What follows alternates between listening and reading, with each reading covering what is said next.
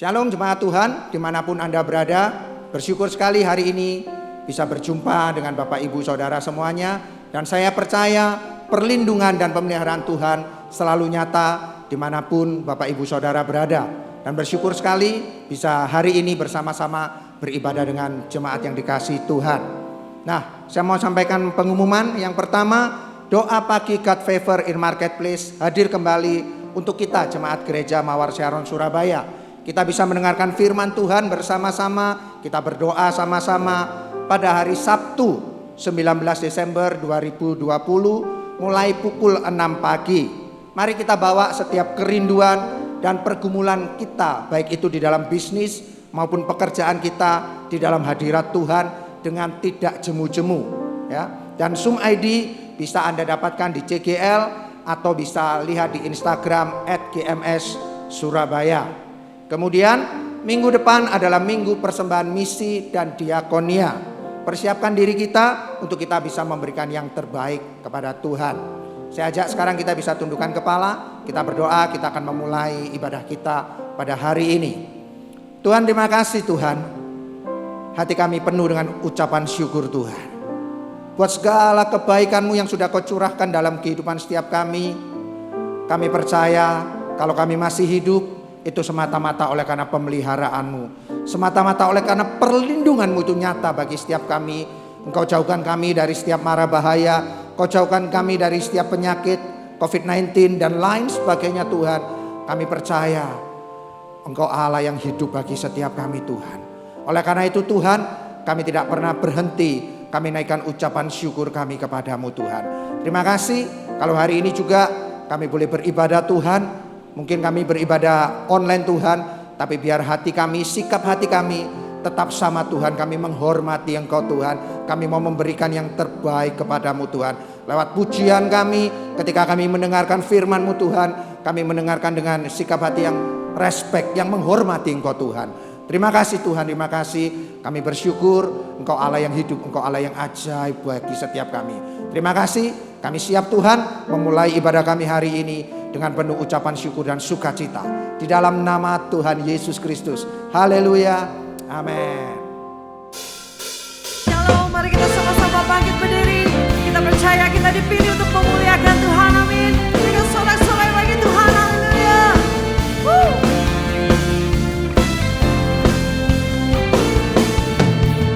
Kita dipilih dan dikuduskan untuk memberitakan perbuatannya.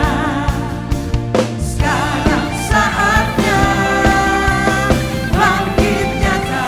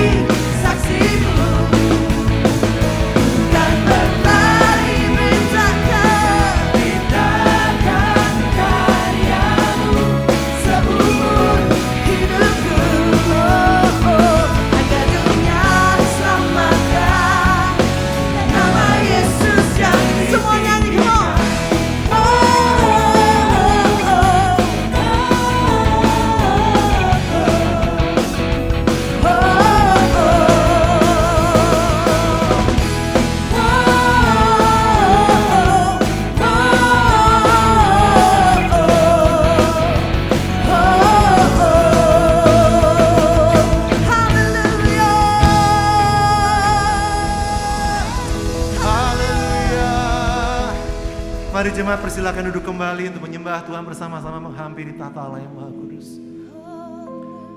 Yang bahwa setiap beban hidup kami Tuhan di hadapan-Mu, Engkau Allah yang begitu baik buat kami. Kami rayakan kehadiran-Mu, menjamah kami tempat ini Bapa. Di dalam nama Yesus Tuhan.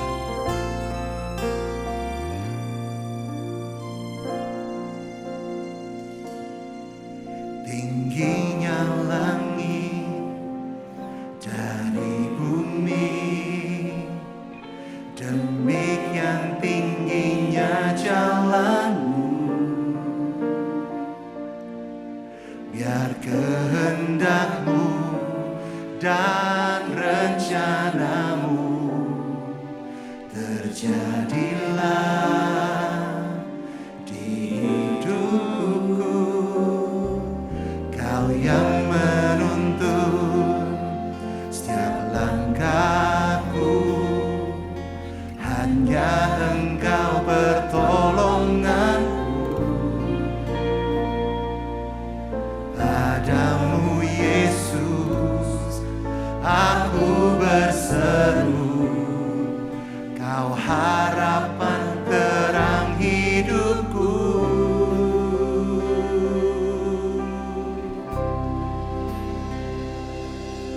Meski malamku panjang, gelap dan tak berbintang, ku tahu Tuhan Kau memelukku. Aku takkan menyerah, dalam sesakku percaya Tuhan Kau dekatku.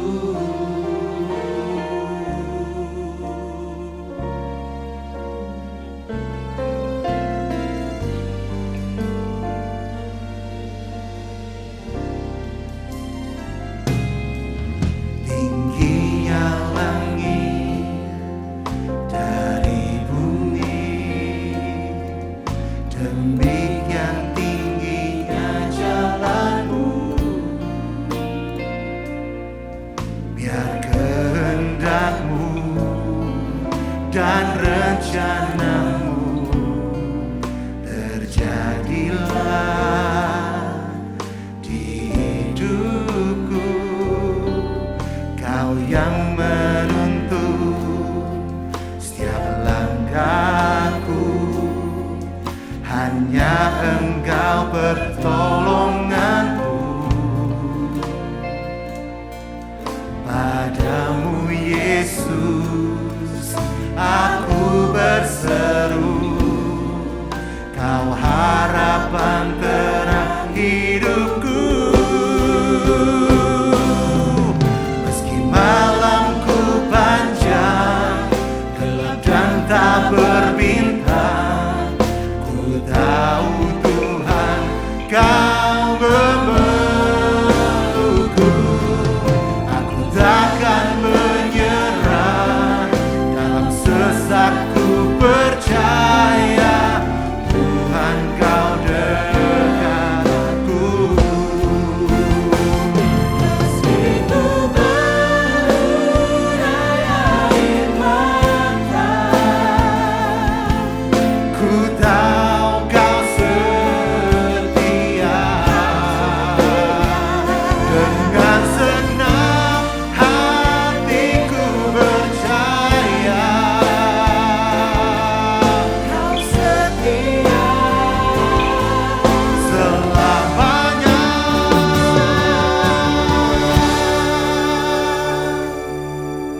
Meski malamku panjang, gelap dan tak berbintang, ku tahu Tuhan Kau memelukku. Aku takkan menyerah, dalam sesakku percaya Tuhan Kau dekatku. Meski malamku panjang, gelap dan tak berbintang, ku tahu Tuhan Kau memelukku. Aku takkan menyerah, dalam sesakku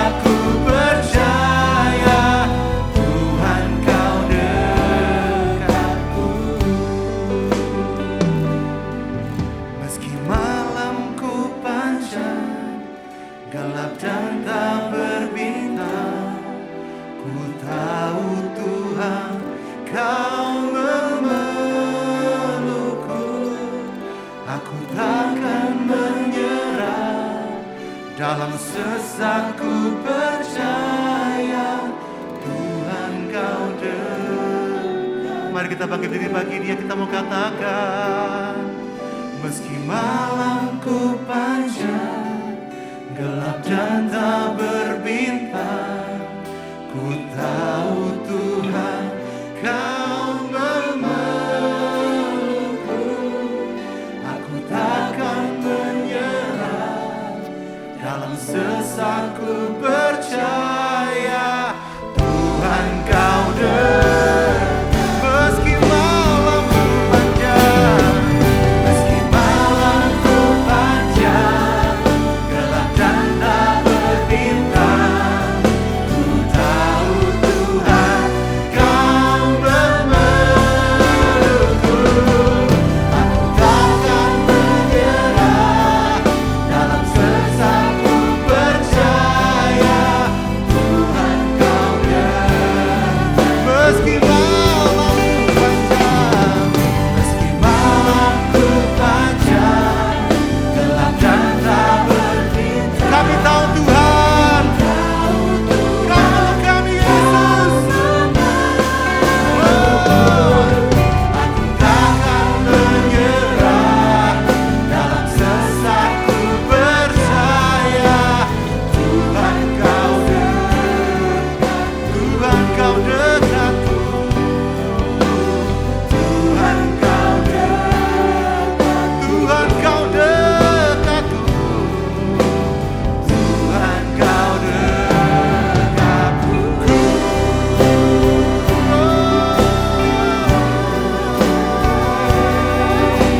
Sungguh hati kami percaya kau dekat bagi kami, di dalam kesesakan, di dalam kesusahan, di dalam tekanan kami percaya ada hadirat-Mu, ada kuasa-Mu yang membangkitkan kami, Yesus Tuhan.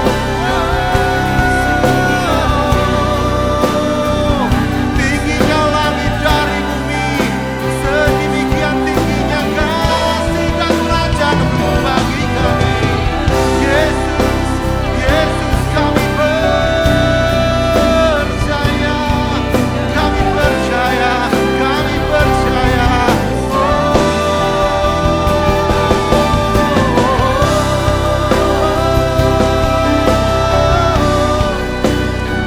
Kiara lama lama lama ya biara lama tara lama se.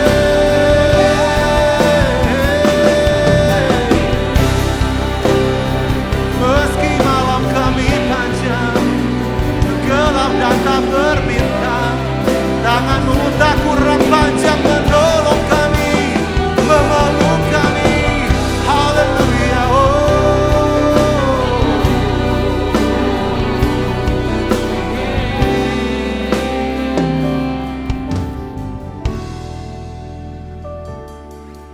Meski malamku panjang, gelap dan tak berbintang, ku tahu Tuhan. Kami tahu Tuhan, Kau senantiasa memeluk kami, Yesus Tuhan. Aku takkan yes, ini janji kami. Dalam sesak ku percaya Yes Lord. Tuhan kau dekat. Meski malamku panjang, meski malamku panjang, gelap dan tak berbintang, ku tahu Tuhan kau memelukku. Aku takkan menyerah, dalam sesakku percaya Tuhan kau dekatku, Tuhan kau dekatku, Tuhan kau dekatku. Kau dekat kami Tuhan, Tuhan kau dekatku.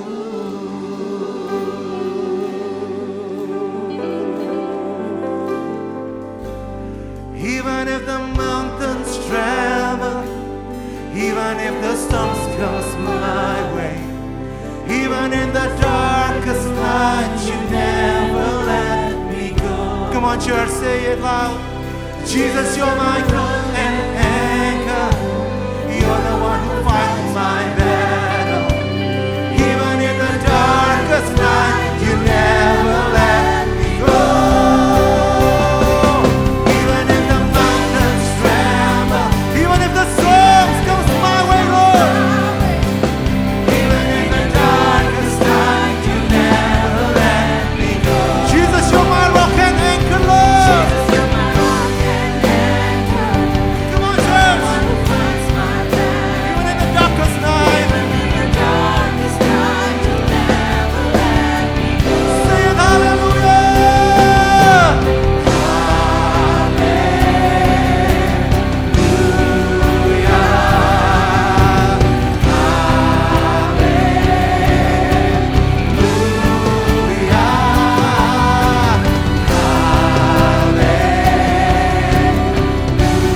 I'm not afraid. I'm not afraid. God is for me. Hallelujah. Tercurah urapanmu tempat ini Tuhan. Haleluya.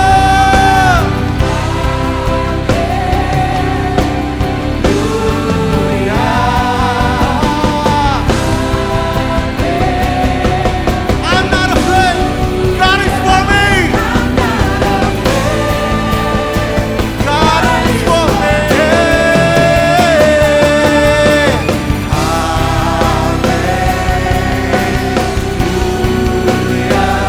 You are for me, God.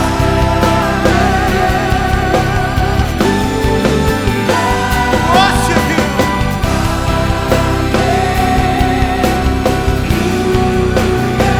I'm not afraid.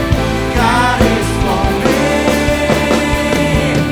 Even if the mountains tremble, even if the storms come my way, even in the darkest night, you never let me go. That's your promise, God. Jesus, you're my rock and anchor.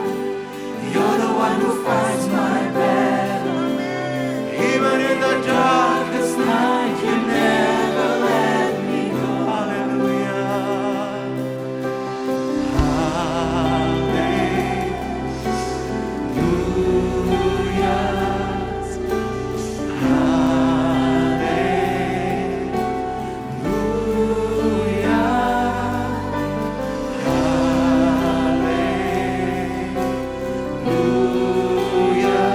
I'm not afraid. God is for me.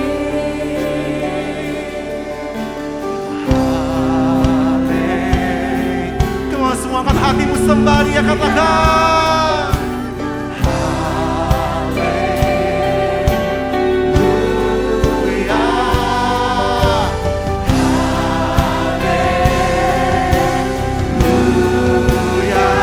I'm not afraid. God is for me. Even if the mountains tremble, even if the storms come my way, even in the darkest night, you never let me go. You never let me go. Jesus, you're my rock and anchor. You're the one who fights my battle. Even in the darkest night, you never let me go. Even if the mountains tremble, even if the storms come my way, even in the darkest night, you never let me go. Jesus, you're my rock and anchor. You're the one who fights my battle. You're the one who fights my battle, Lord. Oh, even if the mountains tremble, even if the storms come my way, even in the darkest night, you never let me go. Jesus, you're my rock and anchor. You're the one who fights my battle. Even in the darkest night, you never let me go. Even in the darkest night, you never let me Even in the darkest night, you never let me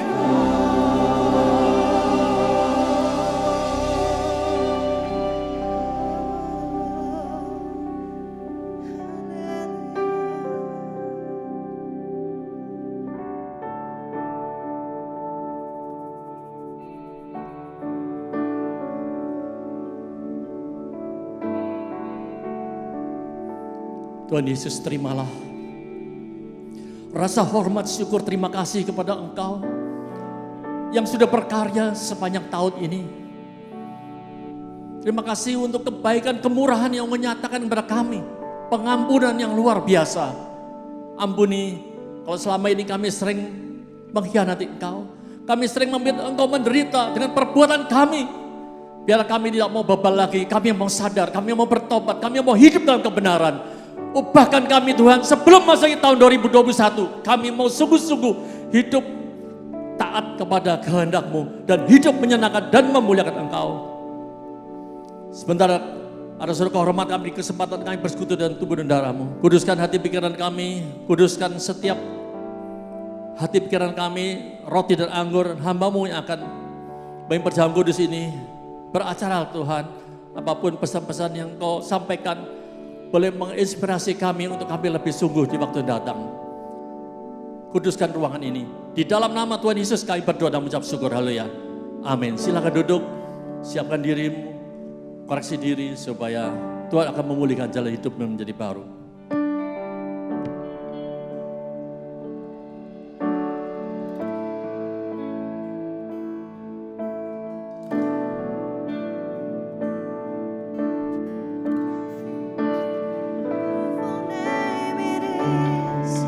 What a beautiful name it is, the name of Jesus Christ, my King. What a beautiful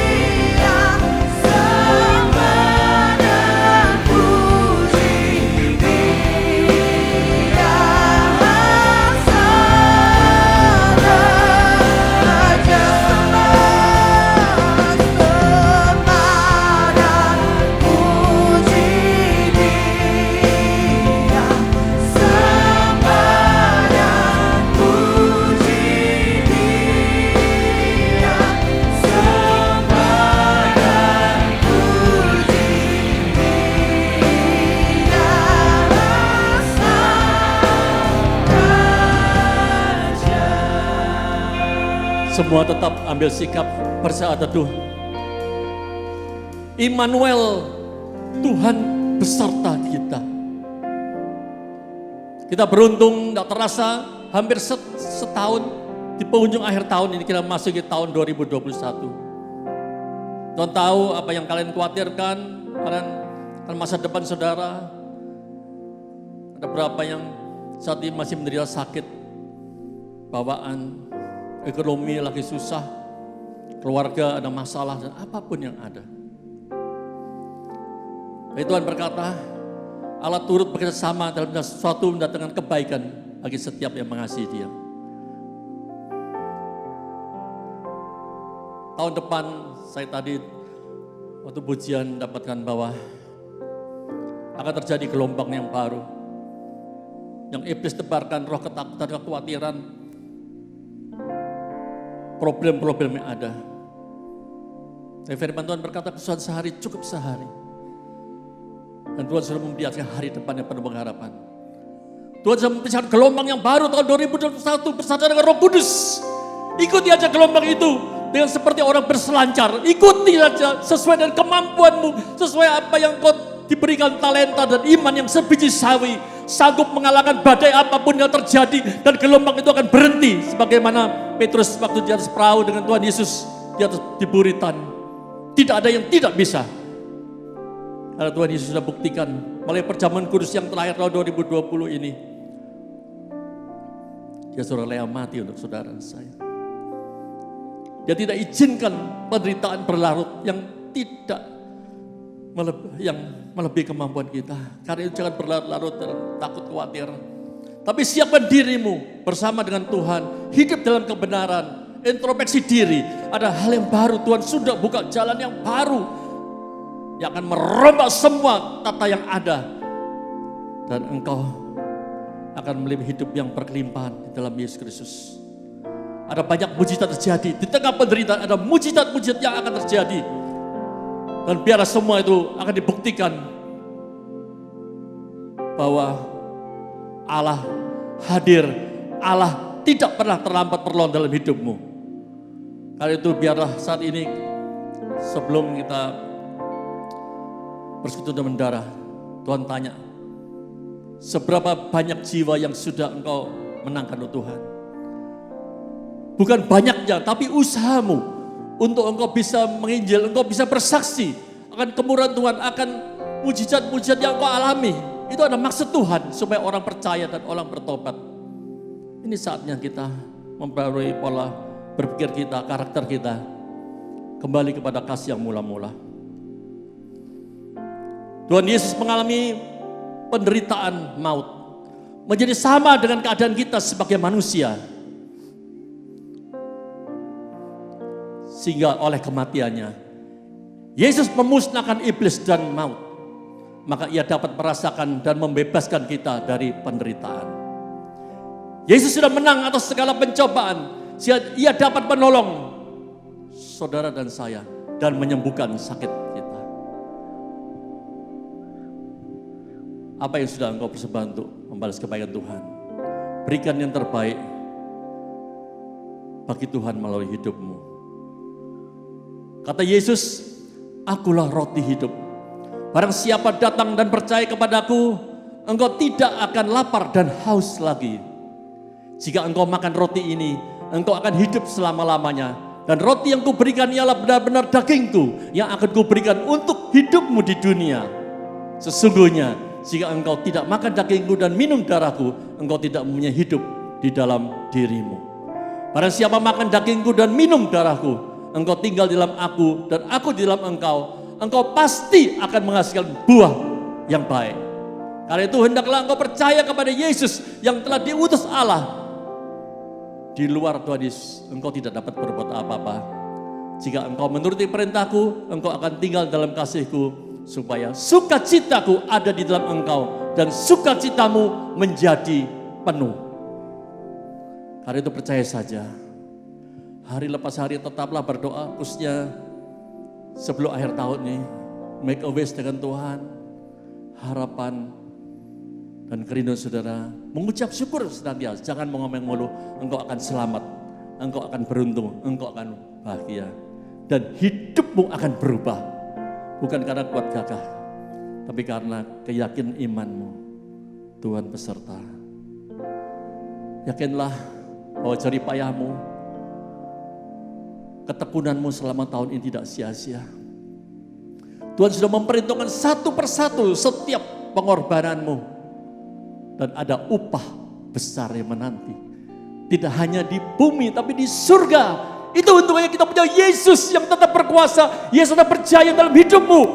Karena itu dia sudah mempersiapkan tahun 2021. Tetap semangat, tetap berusaha, tetap setia, tetap tekun. Allah akan melakukan mujizat demi mujizat yang di luar pengetahuan, di luar kemampuanmu.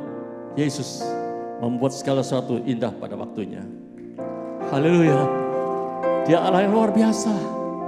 Jangan engkau menyintai diri sendiri. Jangan engkau mengasihi diri sendiri. Cintai Yesus dengan segenap hati yang utama. Dan cintalah sesama manusia seperti dirimu sendiri. Mari kita bawa dalam doa. Kita semua berdoa. Tuhan, jamah aku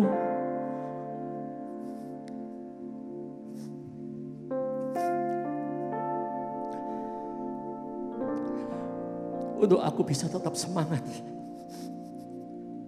dan hidup berkenan. Ampun kami untuk setia mengiring Engkau dan tidak pernah meninggalkan Engkau, tidak menyerah. Ubahkan hidupku sehingga bisa mempersembahkan tubuhku sebagai persembahan yang hidup kudus dan memuliakan Engkau. Pakailah aku dan keluargaku agar kami secara sukacita memenuhi hatiku selalu. Silakan Tuhan berkarya, biarlah dengan persekutuan Tuhan darah menjadi kami semakin akrab dengan Engkau. Terima kasih Tuhan. Dalam nama Tuhan Yesus, kami berdoa dan mengucap syukur. Amin. Mari kita bangkit berdiri. Kita angkat roti yang satu ini. Hidupmu bukan kamu lagi, tapi Kristus ada dalam dirimu. Yakinlah dengan engkau mengangkat tangan kanan, Dia sudah menang dan engkau diciptakan menjadi lebih dari pemenang. Kuatkan, teguhkan hatimu. Jangan goyah. Kalau Allah di pihakmu, siapa lawanmu? Covid, ekonomi dan apapun akan dilipas habis tepat pada waktunya. Dan dia akan meluputkan engkau.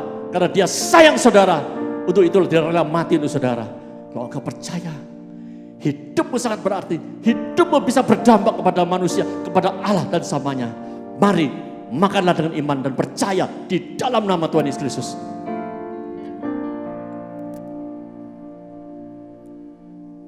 Ucapkan terima kasih.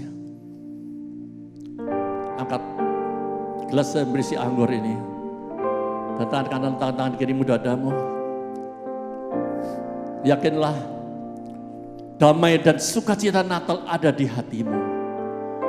Akan melindas kebencian, kepahitan, kemunafikan, kepalsuan.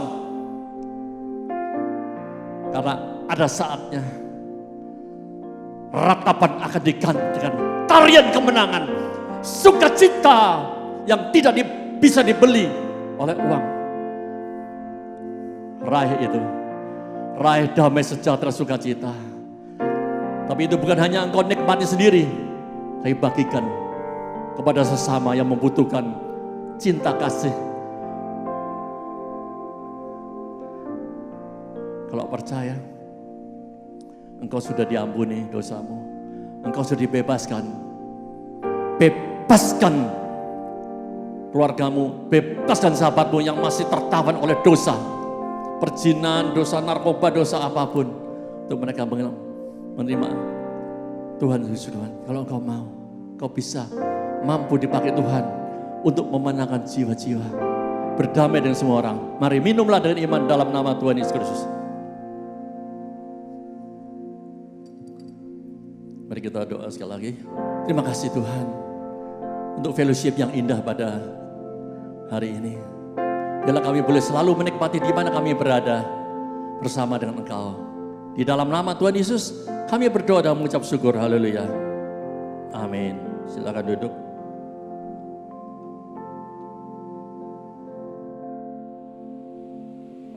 Sekali lagi saya ajak kita tundukkan kepala, kita berdoa.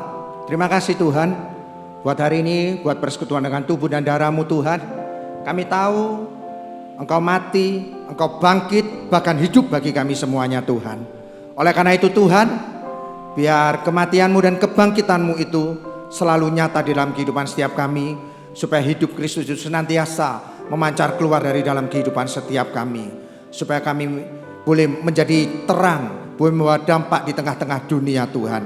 Mereka melihat Yesus lewat kehidupan setiap kami. Oleh karena itu Tuhan, kami akan mengakui Engkau di dalam setiap tingkah laku kami Tuhan, dan Engkau yang akan terus meluruskan jalan-jalan kami, supaya kami tetap hidup di dalam jalan dan kebenaran-Mu Tuhan. Terima kasih, kami bersyukur kepadamu. Dan hari ini Tuhan, kalau Kau izinkan kami untuk memberikan persembahan, kami mau memberikan yang terbaik kepadamu Tuhan. Bukan cuma sekedar pemberian materi, harta, tapi seluruh hidup kami Tuhan, segenap hati kami mau memberikan yang terbaik kepadamu Tuhan. Terima kasih, kami siap memberi Tuhan, hanya di dalam nama Tuhan Yesus Kristus. Haleluya, amin. Saya ucapkan shalom dan juga salam sehat untuk jemaat GMS Surabaya. Terima kasih kepada Tuhan Yesus yang masih memberikan kesempatan untuk kita bertemu, untuk belajar firman Tuhan, walaupun kita masih terbatas dengan jarak melalui screen to screen, tapi saya percaya kuasa Tuhan tidak dibatasi oleh perbedaan ruang dan juga tidak terbatasi oleh perbedaan waktu. Tak terasa kita sudah memasuki penghujung tahun. 3 minggu ke depan kita akan masuk dalam tahun yang baru 2021, tentu dengan harapan yang lebih baik daripada tahun ini. Terima kasih buat Bapak Gembala dan Ibu yang telah memberikan kesempatan untuk saya boleh menyampaikan isi hati Tuhan. Nah, kalau kita tahu bahwa sepanjang tahun ini ada kepekaan yang diterima oleh Bapak Gembala sehingga memiliki sebuah tema tahunan yang menjadi panduan kita bersama, pemurnian untuk pertumbuhan atau Purified for Growth. Ini sebetulnya adalah sebuah tema yang begitu bagus, begitu dalam, tapi kita sekarang menyadari bahwa inilah yang dibutuhkan di masa-masa prihatin pandemi ini. Justru di saat inilah kita diberikan kesempatan untuk berbenah diri, untuk introspeksi diri, di mana kita semua sedang bekerja dari rumah, belajar dari rumah, bahkan beribadah dari rumah dengan church online ini. Disinilah tempat kita mengalami pemurnian supaya kita tetap bisa bertumbuh untuk hormat kemuliaan nama Tuhan. Nah, saya telah menyiapkan grafik untuk bagaimana bentuk 2020 yang ditarik oleh seseorang terasa begitu berat, luar biasa, tapi tak terasa juga begitu cepat. Di dalam 2020 ini, seingat saya terakhir saya ke Surabaya adalah di bulan Februari. Pada saat itu saya sempat menyampaikan tentang Purified in Heart. Dan hari ini sampai di penghujung tahun menyampaikan tentang Growth in Impact. Nah, Bapak Ibu, kalau kita perhatikan waktu begitu cepat berlalu, di mana 9 bulannya kita ada dalam sebagian besar karantina mandiri karena musim pandemi ini. Tetapi kalau kita lihat di dalam satu tema besar, Purified for Growth, sebelah kiri itu setengah semester sudah dipakai untuk membahas segala sesuatu yang berhubungan dengan purified atau pemurnian. Dan setengah semester berikutnya sampai dengan akhir Desember ini kita membahas tentang bagian growth-nya atau pertumbuhan. Bapak Ibu, mari kita sama-sama berhati-hati pada saat kita membahas bagian dari growth atau pertumbuhan. Dengar dengan baik bahwa yang namanya pertumbuhan, segala sesuatu yang bertumbuh itu belum tentu berbuah. Dan segala sesuatu yang berbuah, saya jamin sudah pasti bertumbuh. Oleh sebab itu, saya bukakan dalam sebuah quote. Kenapa saya bikin quote? Supaya kita belajarnya dalam waktu yang cepat. Dengan keterbatasan waktu kita bisa belajar secara maksimal. Jadi saya tuliskan bahwa segala sesuatu yang bertumbuh itu pasti berubah. Namun yang bertumbuh belum tentu berbuah. Akan tetapi yang berbuah sudah pasti bertumbuh. Makanya saya tuliskan berubahlah untuk berbuah. Jadi kalau kita bicara tentang growth in impact, pertumbuhan di dalam dampak adalah pertumbuhan yang menghasilkan buah. Karena kalau kita menghasilkan buah bukan cuma tumbuh saja, kita pasti akan menyenangkan Bapa di surga. Dan itu tertulis di dalam Yohanes 15 ayatnya yang ke-8. Kita baca sama-sama walaupun saya tidak dengar suara Anda, tetapi iman timbul dari pendengaran akan firman Tuhan. Kita baca ya. Dalam hal inilah Bapakku dipermuliakan, yaitu jika kamu berbuah banyak, dan dengan demikian kamu adalah murid-muridku. Jadi hari ini dengan tema besarnya Growth in Impact, kita mau sama-sama belajar dengan satu judul yang sudah saya persiapkan dari kata impact itu sendiri. Judulnya adalah I am proact. Saya ulangi ya, I am proact. Artinya saya berpihak kepada tindakan, bukan sekedar mendengar, bukan sekedar membaca, bukan sekedar mencatatnya, tapi I am proact. Saya lebih ke arah tindakan. Mengapa? Karena firman Tuhan di dalam Yakobus 1 ayatnya yang ke-22 itu betul-betul menjelaskan kepada kita jangan sampai kita tuh terkena tipu. Bapak Ibu, Anda tahu hari-hari ini kita harus waspada penipuan, betul? Kita nggak suka ditipu, tapi kalau kita tidak melakukan, kita itu senangnya menipu diri kita sendiri. Kalau Anda lihat pada slide yang ditayangkan, apa yang sudah kita pelajari sepanjang setengah semester 2020 itu banyak sekali. Ada 3 tema besar yang dipelajari dari sisi purified. Dan ada 3 tema besar yang dipelajari di semester kedua dari sisi growth. Nah, apa yang sudah kita pelajari, saya sangat percaya catatan Anda banyak. Saya sangat percaya Anda tahu banyak. Tetapi bukan apa yang kita tahu, melainkan apa yang kita lakukan dari yang kita tahu. Saya juga percaya catatan Anda banyak, catatan saya juga banyak kok, terutama 9 bulan terakhir ini, sampai 2 buku. Tapi bukan apa yang kita catat, melainkan apa yang kita lakukan dari apa yang kita catat. Kita baca firman Tuhan ya dalam Yakobus 1 ayatnya yang ke-22. Saya berikan panah, I am proact, itu ada ayatnya. Tetapi hendaklah kamu menjadi pelaku firman dan bukan hanya pendengar saja. Sebab jika tidak demikian kamu menipu diri sendiri. Jadi bergerak dari sisi knowing atau sekedar tahu kepada sisi doing atau melakukan. Nah, pada saat kita mau belajar tentang proact ini sendiri, proact itu sebetulnya dibagi dari 3 konsep dasar berpikir. Proact itu artinya setuju atas sesuatu. Makanya lawan katanya kontra. Pernah dengar ya? Pro dan kontra.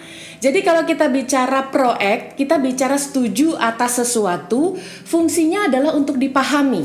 Bapak Ibu, waktu kita paham, kita boleh nggak setuju. Tetapi kalau Anda setuju, saya percaya sebelum setuju harus paham dulu. Konsep pemikiran yang kedua, waktu berbicara pro adalah berbicara tentang segera melakukan. Konteksnya adalah proaktif, bukan reaktif. Proaktif adalah orang yang segera melakukan. Maka di dalam konsep berpikir pertama adalah untuk dipahami, konsep berpikir kedua adalah untuk dimulai. Lalu kemudian konsep berpikir ketiga adalah pada saat ada kata pro, itu juga berbicara tentang profesional. Bicara profesional itu kan selalu konteksnya dikaitkan dengan profesi, selalu dikaitkan dengan kualitas, selalu juga dikaitkan dengan keahlian ya Bapak Ibu. Jadi waktu bicara pro, selain untuk dipahami, juga untuk dimulai, dan yang ketiga adalah untuk dibekali. Dengan demikian kita akan membekali diri dalam menit-menit ke depan untuk kita belajar I am proact ini dengan abbreviations atau singkatan dari impact. Kita mulai dari yang pertama. Yang pertama dari kata impact dimulai dengan huruf I adalah inspire. Bapak Ibu, kita tidak bisa bertumbuh dalam memberikan dampak kalau hidup kita tidak menginspirasi orang lain. Nah, bagaimana caranya supaya hidup kita bisa menginspirasi orang lain? Kalau Anda lihat dalam bahasa Indonesia, inspire itu berarti mengilhamkan. Pertanyaan saya, sebelum Anda mengilhamkan melakukan kebenaran kepada orang lain, sudahkah Anda membaca kebenaran itu dan menghidupinya? Sebelum kita mengilhamkan kebaikan kepada orang lain, sudahkah kita melakukan kebaikan itu sendiri? Pertanyaan saya yang paling mendasar adalah, Anda diilhamkannya dari siapa? Maka kita membaca di dalam 2 Timotius 3 ayatnya yang ke-18, firman Tuhan berbunyi demikian. Segala tulisan yang diilhamkan Allah memang bermanfaat untuk yang pertama mengajar, kedua untuk menyatakan kesalahan, ketiga untuk memperbaiki kelakuan, dan yang keempat untuk mendidik orang di dalam kebenaran. Jadi waktu Anda mengilhamkan kepada orang lain, Anda harus tahu dasar Anda secara pribadi diilhamkan oleh siapa. Dalam 2 Timotius 3 ayat 16 adalah kita diilhamkan oleh Allah melalui tulisan di dalam Alkitab kita.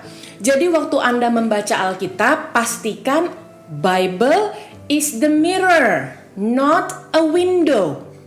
Kalau kita melihat Alkitab kita sebagai cermin, pada saat kita melihatnya, saya percaya orang yang bercermin akan memperbaiki diri. Tetapi kalau kita menggunakan Alkitab kita sebagai jendela, saya percaya waktu Anda membaca Alkitab, Anda akan mulai melihat yang di luar.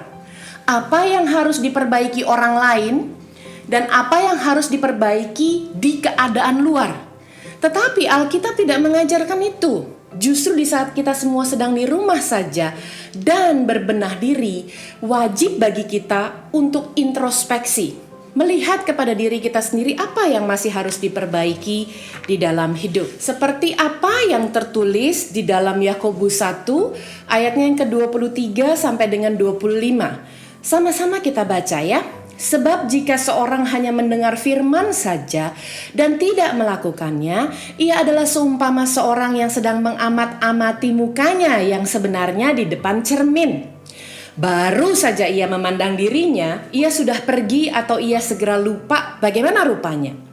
Tetapi barang siapa meneliti hukum yang sempurna, yaitu hukum yang memerdekakan orang, dan ia bertekun di dalamnya, jadi bukan hanya mendengar untuk melupakannya, tetapi sungguh-sungguh melakukannya, ia akan berbahagia oleh perbuatannya. Saya ulangi ya, ia akan berbahagia oleh perbuatannya.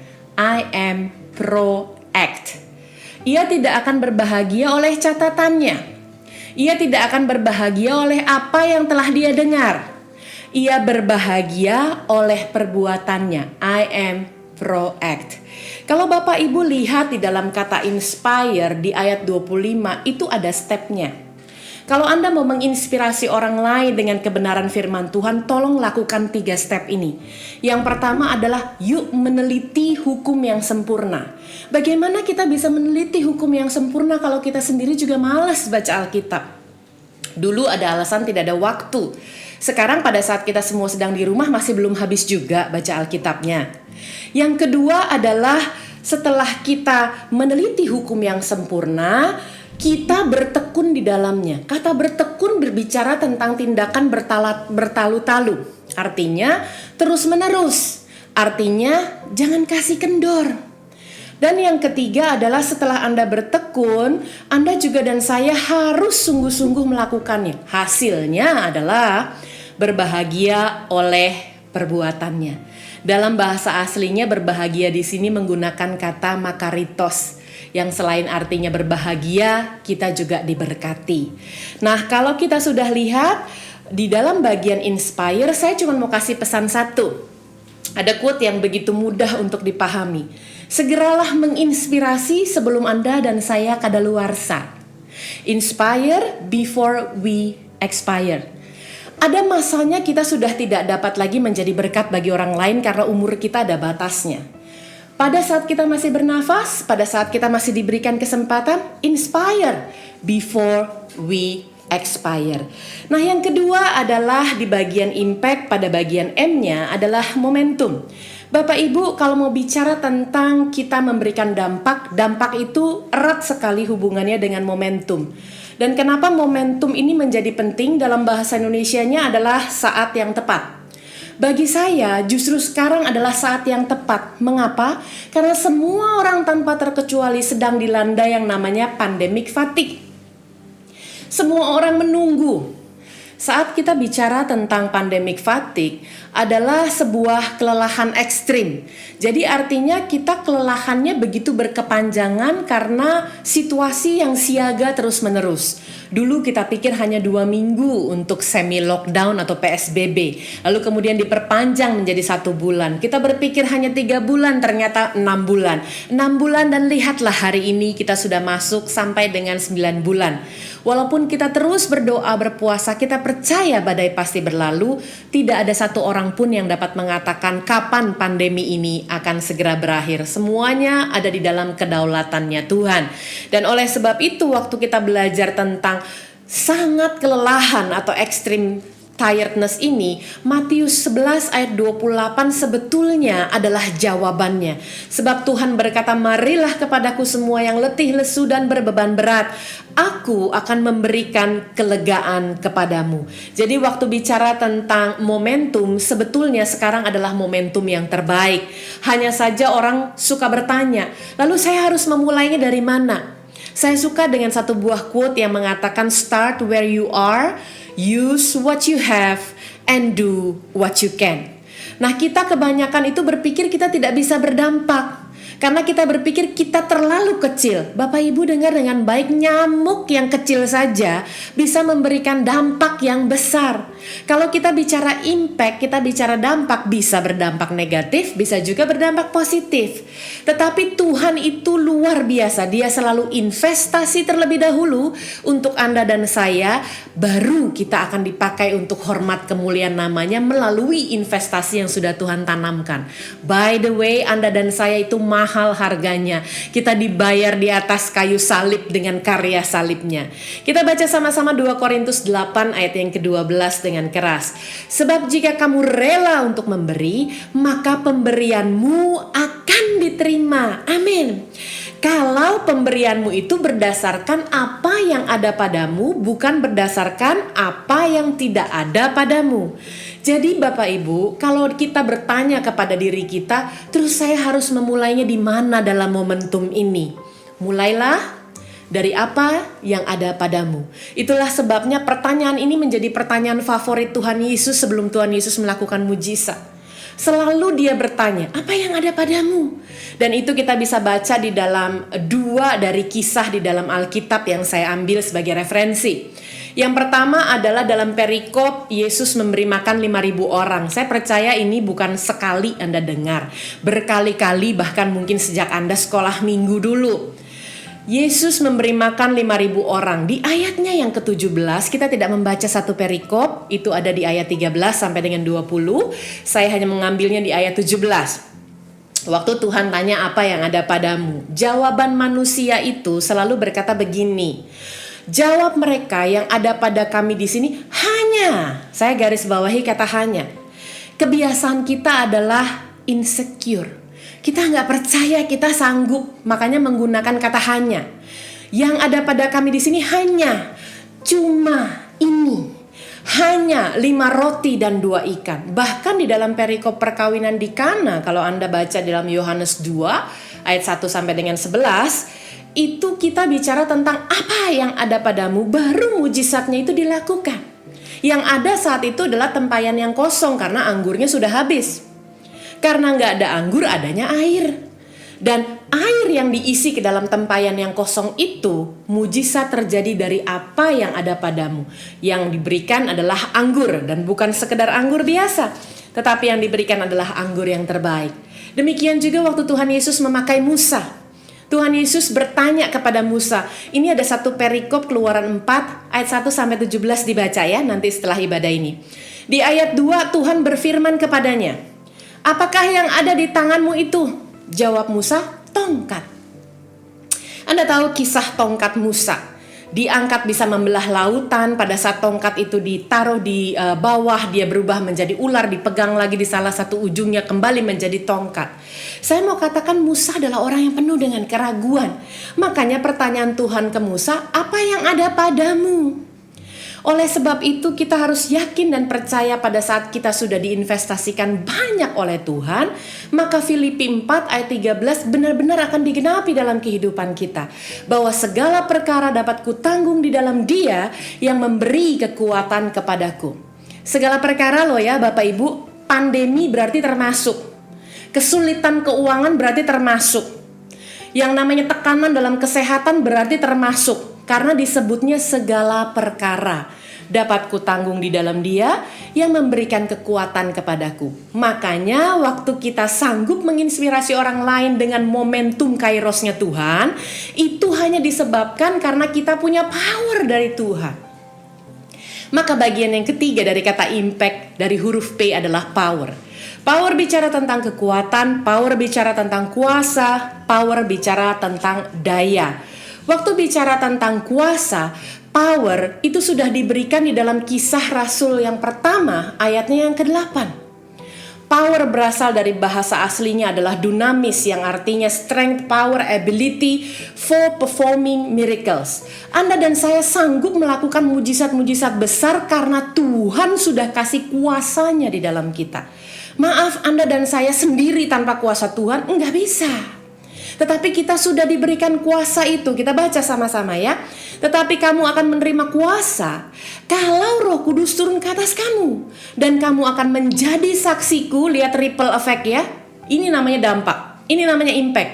Mulainya dari yang kecil dulu. Kamu akan menjadi saksiku di Yerusalem dulu. Dan di seluruh Yudea, lebih besar lagi ya dampaknya. Dan Samaria, lebih besar lagi. Dan sampai ke ujung bumi. Jadi saya menemukan satu quote yang begitu luar biasa. Dikatakan bahwa orang Kristen yang mengabaikan Roh Kudus adalah seperti lampu yang tidak tercolok pada saklar listrik. Jadi hanya status KTP-nya saja Kristen, tapi fungsinya nggak ada pada saat dia nggak punya power, dia nggak punya Roh Kudus untuk performing miracles. Oleh sebab itu waktu bicara tentang daya, saya menganalogikan dengan mudah supaya pembelajaran kita bisa maksimal. Saat-saat kita harus bekerja dari rumah, beribadah dari rumah, dan belajar dari rumah, yang dipastikan listrik nggak mati, betul? Yang kedua, kita memastikan daya di rumah kita itu cukup. Bahkan ada beberapa orang yang menambah daya di rumahnya. Mengapa? Karena biasanya siang semua mati lampunya, AC-nya mati karena bekerjanya di kantor. Tapi sekarang semua pekerjaan dipindahkan ke rumah, AC-nya nyala hampir 24 jam.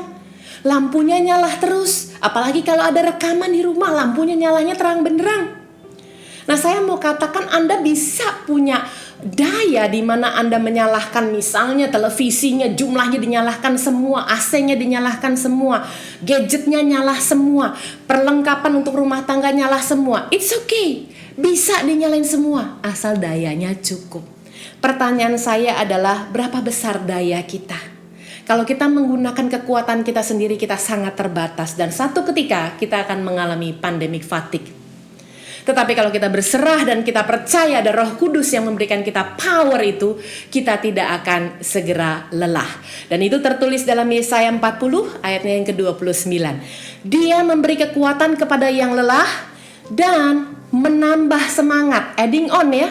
Menambah semangat kepada yang tiada berdaya. Kalau semangat kita sudah ditambahkan, saya percaya hidup kita akan naik dan tidak turun. Saya percaya hidup kita akan jadi kepala dan bukan ekor. Kenapa? Ditambahkannya bukan dengan kekuatan manusia. Ditambahkannya dengan power dari Tuhan. Maka altitude atau ketinggian menjadi bagian anak-anak Tuhan. Dalam impact bagian A-nya adalah altitude. Altitude berbicara tentang ketinggian. Nah, Bapak Ibu, coba kita lihat di tahun 2020 ini di mana kita mengalami masa prihatin pandemi. Kalau saya berikan Anda dua pilihan. Bagi Anda tahun 2020 ini pemurnian untuk pertumbuhan. Buat Anda apakah ini adalah the best of times? Atau justru buat Anda ini adalah the worst of times? Apakah ini waktu terbaik yang Anda pernah miliki? Atau justru rasanya ini waktu yang terburuk? Jawab salah satu Bapak Ibu. Tidak boleh jawab dua-duanya, apalagi abstain. Saya memilih bagian yang B. Buat saya pribadi, rasanya ini adalah the worst of times. Mengapa? Karena saya belum pernah mengalami pandemi sebelumnya. Pandemi siklusnya ratusan tahun. Dan saya belum pernah mengalami hal yang betul-betul beyond my control sekarang. Sampai kapanpun saya belum tahu. Saya yakin, saya percaya, saya doa, saya puasa. Tapi tidak ada satu orang pun expert dalam bidang ini karena ini adalah COVID-19, sesuatu yang baru. Bapak Ibu, tetapi yang perlu kita ketahui, some of life best lessons are learned at the worst time.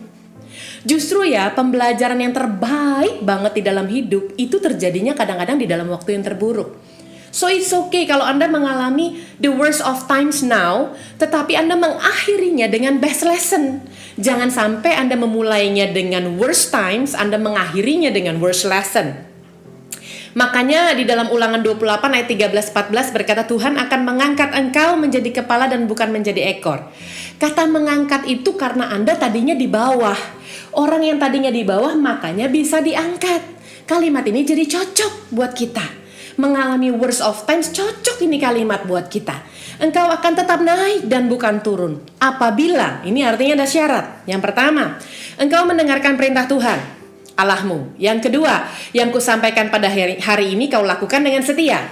Dan yang ketiga, dan apabila engkau tidak menyimpang ke kanan atau ke kiri dari segala perintah yang kuberikan kepadamu pada hari ini, dengan mengikuti Allah lain dan beribadah kepadanya. Jadi ya, kalau saya bukakan dua grafik, karena buat saya picture speaks 1,000 words, Anda memilih A atau B, best of times atau worst of times. Dengan Ulangan 28 ayat 13-14 tadi digenapi dalam kehidupan kita, maka kita akan mengakhirinya dengan best lessons. Best lessons-nya apa sih? Bisa kok terjadi asal Anda pegang 3 tadi. Mendengarkan perintah Tuhan, melakukannya dengan setia, dan tidak menyimpang. Bapak Ibu, kalau ditanya Gina worst of times-nya banyak nggak? Banyak banget. Saya baru selesai mengakhiri 40 hari sabbatical saya. Wah, di situ saya mengalami tekanan yang luar biasa.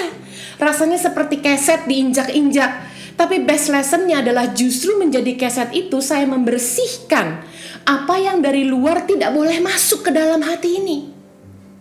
Waktu saya merasa, aduh kok kayaknya saya direndahkan ya. Tersinggung, direndahkan. Best lesson-nya apa? Ya mungkin memang selama ini saya menaruh diri saya ketinggian. Waktu saya rasanya seperti disudutkan, dipojokkan, justru sudut pandang yang baru Tuhan berikan. Memulainya dengan worst of times, mengakhirinya dengan best lessons. Bapak Ibu, tokoh di dalam Alkitab kita tuh banyak sekali yang memulainya dengan worst of times. Contohnya adalah Abraham. Anda tahu cerita dan kisah Abraham yang harus mengorbankan Ishak. Untuk saya itu worst of times. Bayangkan, minta anak ini sama Tuhan sudah lama, dikabulkan sama Tuhan, dapat puji Tuhan, harus dikorbankan. That's worse. Tetapi apa yang dilakukan Abraham? 3 hal tadi. Abraham mendengarkan perintah Tuhan, Abraham melakukan dengan setia, dan Abraham tidak menyimpang sama sekali. Apa best lesson-nya buat Abraham? Dalam Roma 4 ayat 11, Abraham disebut bapak orang beriman. Itu best lesson-nya.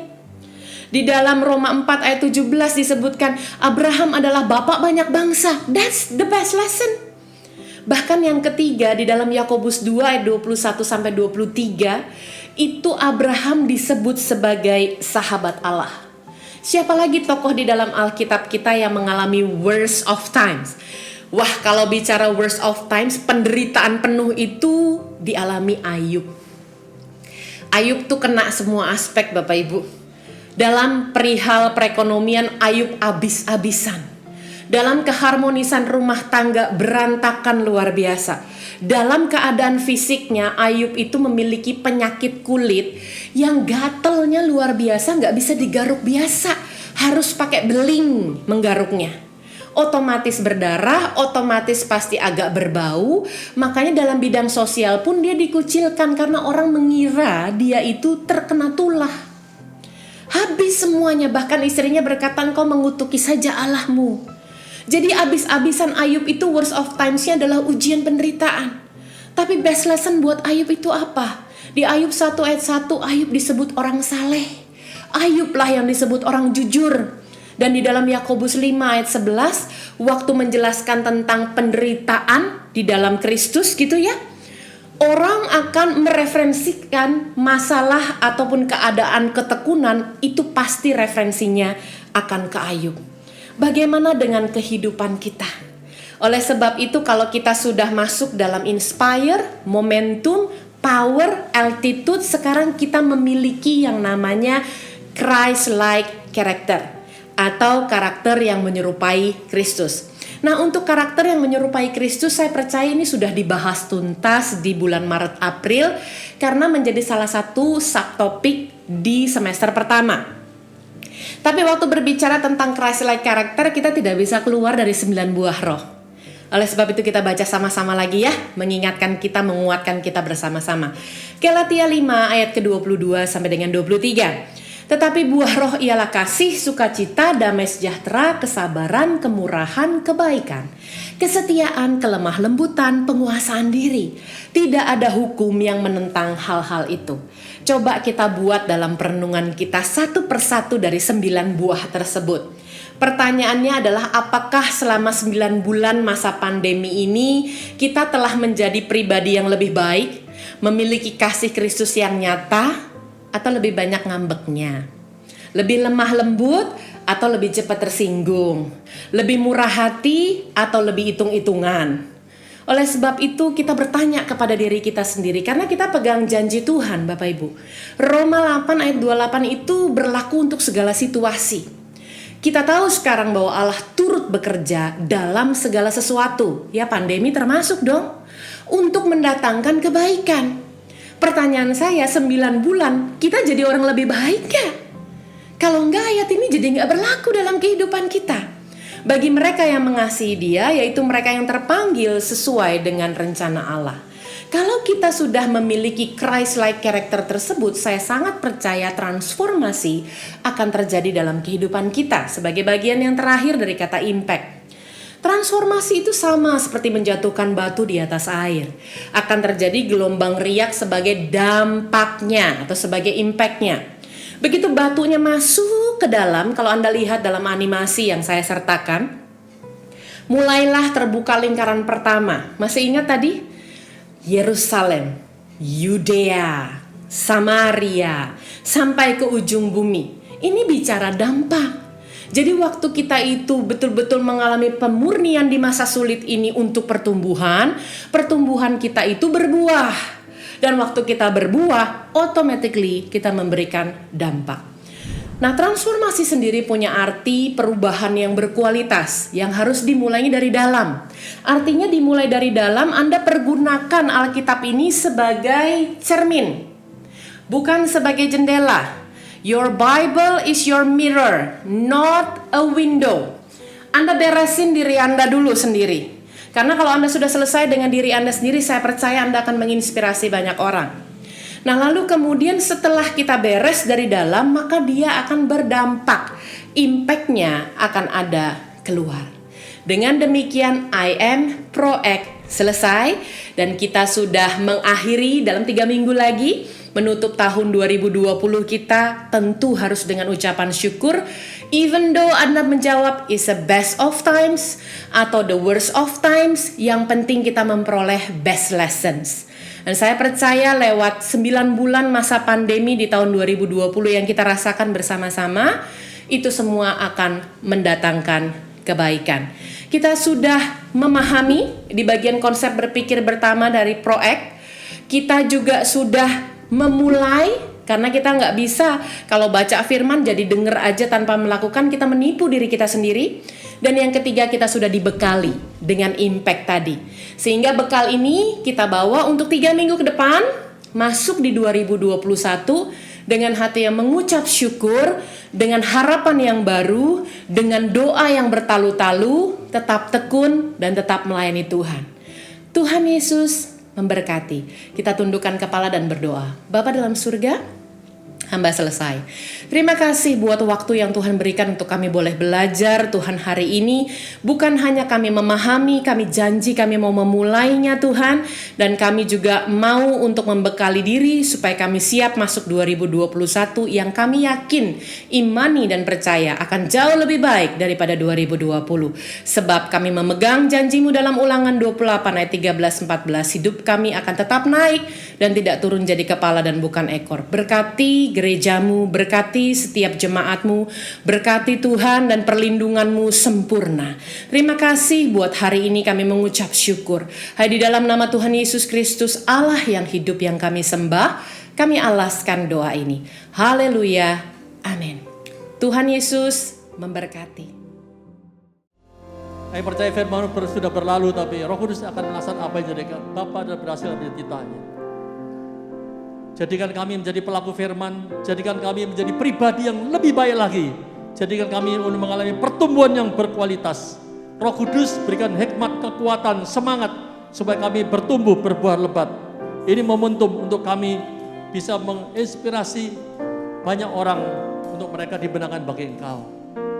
Angkat kedua tanganmu, terimalah urapan yang baru, roh hikmat, marifat, hikmat, akal budi, pewahyuan yang akan nyatakan untuk menjadi bekal engkau di tahun yang akan datang.